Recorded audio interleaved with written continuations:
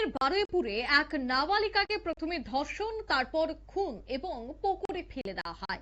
এই পুরো ঘটনায় গোটা পশ্চিমবঙ্গ জুড়ে নিন্দার ঝড় এবং চাঞ্চল্য। তবে তার মধ্যেই আজ পরিবারের সাথে দেখা করতে তার সেই নাবালিকার পরিবারের কাছে ছুটে যান ঋতব্রত মণ্ডলরা।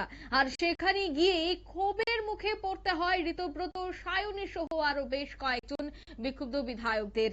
জানা গেছে যে ধর্ষণের পর খুন হওয়া নাবালিকার পরিবারের সঙ্গে দেখা করতে প্রশাসনিক বাধা ছাড়াই বিরোধী দলনেতা ঋতব্রত, সায়নী ঘোষ এবং চন্দ্রিমা ভট্টাচার্য নিহতের বাড়িতে যান। আর সেখানে পরিবারের সদস্যের সাথে কথা বলেন এবং তাদের পাশে থাকার আশ্বাস দেয়। তবে নাবালিকার বাড়ি থেকে বেরিয়ে আসার সময় পরিস্থিতি একেবারে উত্তপ্ত হয়ে ওঠে। গদ্দার গদ্দার স্লোগান উঠতে শুরু করে। দেখাবো সে সময়ের ছবি।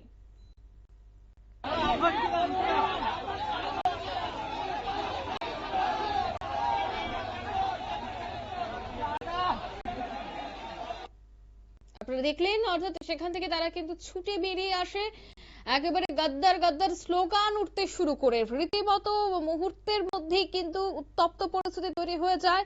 ঘটনাস্থলে বিশাল পুলিশ বাহিনী সেখানে মোতায়েন থাকে এবং পরিস্থিতি নিয়ন্ত্রণে রাখার চেষ্টা করে।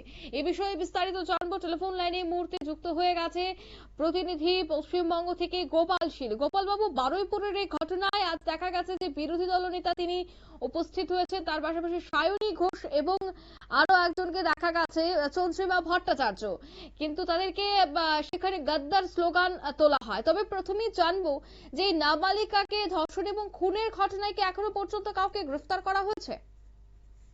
দেখো, বলে রাখি, গতকাল এক নক্কারজনক ঘটনার সাক্ষী থাকে রাজ্যের মানুষ। দক্ষিণ 24 পরগনা জেলার বারুইপুর পুলিশ জেলার সূর্যপুর অর্থাৎ ধবধবি এলাকায় এক 12 বছরের নাবালিকাকে জোর করে তুলে নিয়ে গিয়ে ধর্ষণ করে, ধর্ষণের পর বেঁচে থাকা অবস্থায় বস্তার মধ্যে ঢুকিয়ে পুকুরের মধ্যে ফেলে দিয়ে তাকে মেরে ফেলা হয়।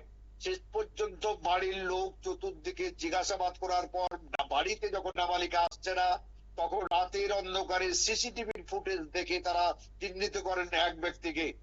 রাত্রে তার বাড়িতে যায়, ভোর 3টে নাগাদ তাকে তুলে নিয়ে আসে ঘটনাস্থলে। সেখান থেকে মৃতদেহ উদ্ধার হয়। পরে গণধোলাই চলতে থাকে, 4 জনকে ধরে ফেলে, গণধোলাই চলতে থাকে। গণধোলাই একজনের মৃত্যু হয়, 3 জনকে শেষ পর্যন্ত আটক করে জিজ্ঞাসাবাদ করে। মূল অভিযুক্ত কিন্তু পালিয়ে যায়।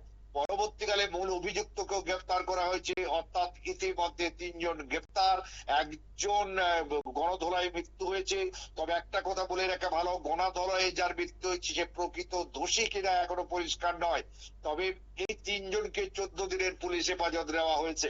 তাদের জিজ্ঞাসাবাদ হচ্ছে। আজকের মুখ্যমন্ত্রী শুভেন্দু অধিকারী প্রায় 1টা থেকে 2টো নাগাদ ঘটনাস্থলে আসছেন এবং গতকাল থেকে এই হারিয়ে করা ঘটনার সাক্ষী রয়েছে বারুইপুরের মানুষ।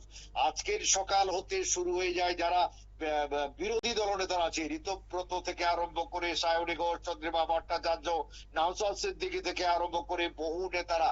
গতকালও সুজন চক্রবর্তী থেকে অন্যান্যরা এসেছিলেন। পুলিশের সঙ্গে ধস্তাধস্তি, মারামারি, ধাক্কাধাক্কি সমস্ত কিছু হয়েছে, ডেপুটেশন হয়েছে। আজকে সকাল থেকে সেখানে কিন্তু আসে। সায়নী ঘোষ আসার পরে তার দিকে ব্যঙ্গ করে মানুষরা বিদ্রোহের সুর তুলে দেয়। ঋতব্রত এলে তাকে গদ্দার গদ্দার বলে চিন্তা করে। তার আগে কিন্তু চন্দ্রিমা পলক মন্ত্রী ঘটনাস্থলে আসেন, দোষীদের বিরলতম শাস্তির নিদান দেন তিনি। এখনো উত্তপ্ত রয়েছে এলাকা, কারণ এখনো প্রচুর রাজনৈতিক নেতৃত্বরা ঘটনাস্থলে আসছেন এবং ঘটনাস্থলে আসা মানে মানুষ ক্ষিপ্ত হয়ে উঠছে। একদমই। অন্যদিকে আজ যারাই এই গোবেক বা গদ্দার গদ্দার স্লোগান তুলেছিল তারা কারা এখনো পর্যন্ত কি জানা গেছে? দেখো, পরিষ্কার বলতে হবে, গদ্দার যারা বলবে নিশ্চয়ই তৃণমূলের লোকই বলবে, কারণ তৃণমূলের সঙ্গে গদ্দারি করেছে ঋতব্রত থেকে আরম্ভ করে অন্যান্যরা, তারাই বলবে। এছাড়া অন্য কেউ বলছে বলে মনে করা হচ্ছে না। এটা পূর্ব পরিকল্পিত কিনা বা অন্য কোনো কিছু বিক্ষোভে এসে যারা বিক্ষোভে, কারণ তুমি একটা দেখবে বিরোধীদের বিগত দিনে যখন দেখা গেছে বিরোধীরা এসছে তাদেরকে বারবার বাধা দিয়েছিল তৃণমূল সরকার, আসতে দেওয়া হয়নি। কিন্তু শুভেন্দু অধিকারীর আমলে বিরোধীরা যারা আসছে তাদেরকে কিন্তু একদম পথ খুলে দেওয়া হয়েছে, অর্থাৎ তারা নিজেরাই আসছে, তাদের কোন বাধা দেওয়া হচ্ছে না। সেই ক্ষেত্রে কেন গদ্দার গদ্দার এই স্লোগান উঠছে সেটা পরিষ্কার নয়। একদমই। ধন্যবাদ।